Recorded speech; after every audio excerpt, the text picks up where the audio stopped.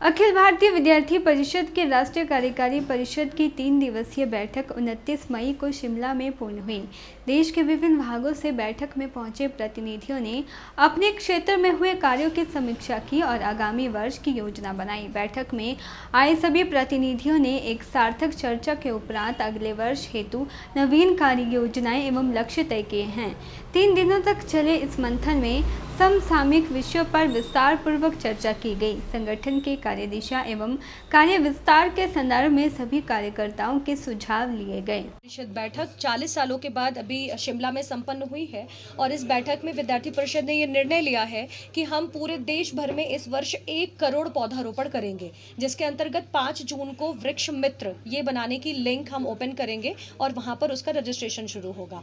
रक्त की कमी किसी व्यक्ति को नहीं हो, इस नाते से विद्यार्थी परिषद पूरे देश भर में कॉलेज कैंपसेस में 1 करोड़ ब्लड डिटेक्शन का काम करेगी और ब्लड डायरेक्टरी भी बनाएगी। साथ ही साथ में विद्यार्थी परिषद के माध्यम से इस वर्ष 15 अगस्त को एक गांव एक तिरंगा अभियान के अंतर्गत पूरे देश भर में 2 लाख गांवों तक जाकर के ध्वजारोहण किया जाएगा।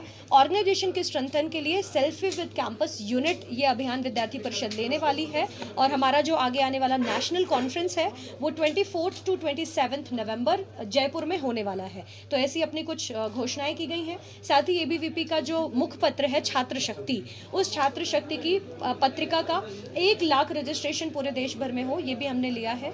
साथ ही 4 रेजोल्यूशंस अपने यहाँ पर पारित किए गए हैं और एक यूथ से कुछ आह्वान भी किया गया है।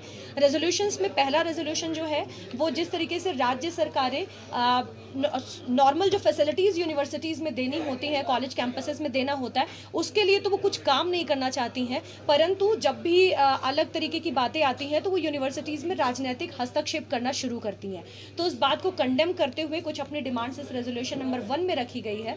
रेजोल्यूशन नंबर 2 जो वर्तमान राष्ट्रीय परिदृश्य के ऊपर है, उसमें खालिस्तानी जिस तरीके की गतिविधियां हमारे देश के 3 राज्यों में दिख रही हैं, उन खालिस्तानी चरमपंथियों के ऊपर, खालिस्तानी ऐसे गतिविधि करने वाले लोगों के ऊपर जल्द से जल्द कार्रवाई करने की डिमांड भी हमने की है। अपने रेजोल्यूशन नंबर 3 में जनसंख्या नियंत्रण कानून लाने के बारे में बात की गई है और जो अप्रिशिएशन वाले पॉइंट्स हैं, उन अप्रिशिएशन वाले पॉइंट्स को WHO की तरफ से जिस तरीके से ग्लोबल ट्रेडिशनल मेडिसिन सेंटर खोलने की बात गुजरात में की गई है, तो उसके बारे में हो, या फिर यूक्रेन से जो भारत के ही 20,000 विद्यार्थी नहीं बल्कि उसके अतिरिक्त नेपाल, अफगानिस्तान और पाकिस्तान के विद्यार्थियों को भी सुरक्षित जो निकाला गया उसके संबंध में भी यहाँ पर उसका अप्रिशिएशन है। 3 में NEP के इम्प्लीमेंटेशन के ऊपर बात की गई है। NEP के इम्प्लीमेंटेशन में जैसे कि आज के समय में 4 राज्य सरकारें सीधे NEP को नकार रही हैं, उदाहरण के लिए तमिलनाडु, केरल हो या फिर वेस्ट बंगाल हो, तो ऐसी जो राज्य सरकारें नकार रही हैं उनको कंडेम करते हुए हमने उनसे डिमांड भी करी है कि वो NEP को अपने यहाँ इम्प्लीमेंट करें ताकि उनके राज्य का विद्यार्थी भारत के अन्य राज्य के विद्यार्थियों से पिछड़ ना जाए कहीं।